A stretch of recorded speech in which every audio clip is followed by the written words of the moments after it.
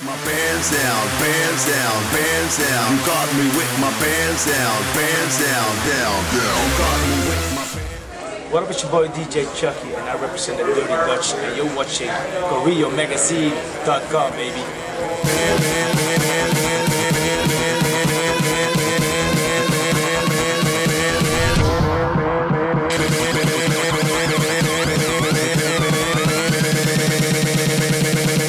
You got me with my.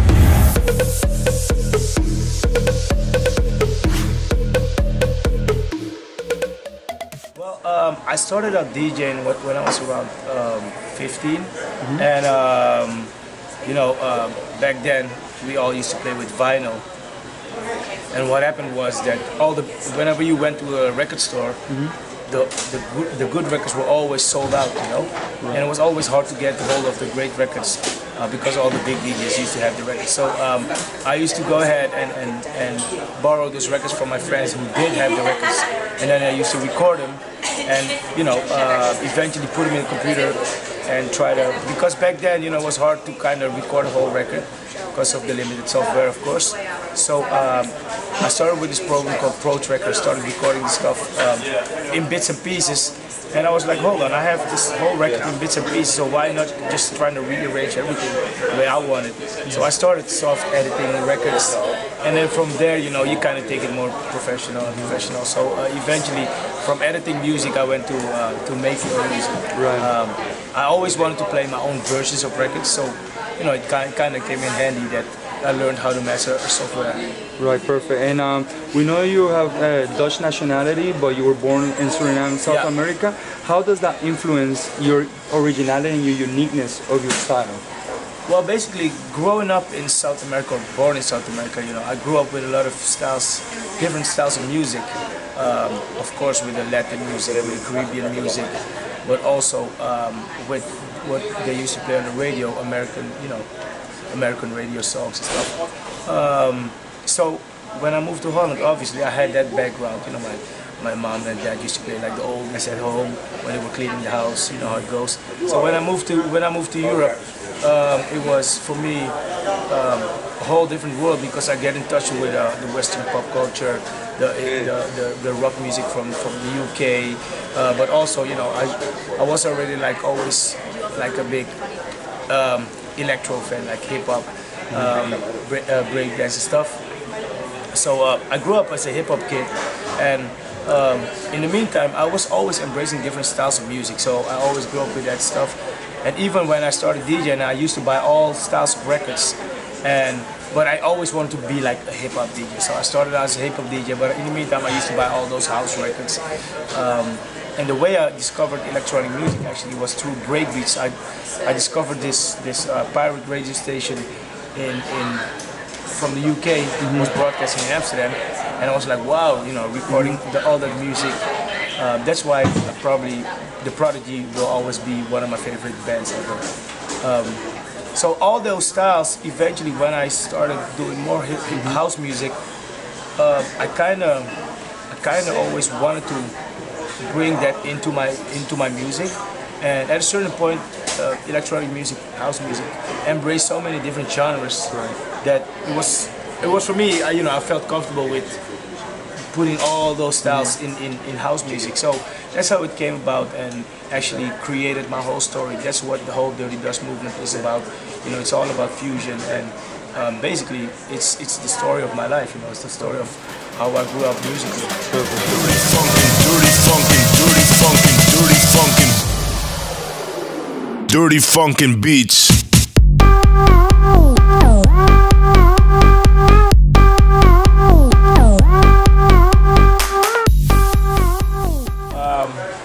When I wanted to start DJing, I asked my mom, can I buy this mixer? The mixer was like $100, but we didn't have a lot of money. So my mom told me, if you're serious about it, I can let you do a down payment. So I did like a $10 down payment. It took me forever to buy that mixer, but she saw that I was serious about it, So that was what I was really happy. In the meantime, I was already collecting records from all over, old equipment and stuff. And once I got my first mixer, I knew it was going to be I had to be serious about it because we didn't have a lot of money.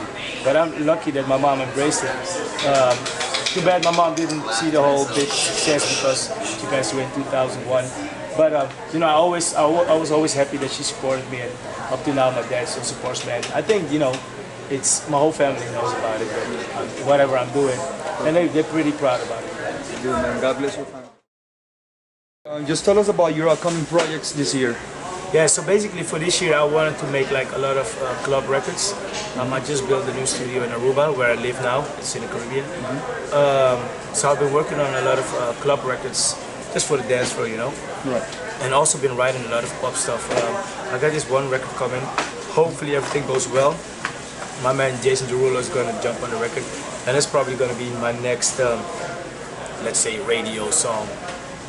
I like to focus more on dance floor stuff because for me it's important to have stuff I can play with in my sets. Right. So that's something I definitely focus on. But in the meantime, I probably did like 5 or 6 like radio-ish kind of songs, more vocal records, you know. Yeah. So those will be released soon. Right. So basically, you wanna satisfy your fan base, you know, the ones who go to the dance floor. So Yes. tell me, where do you have the biggest fan base?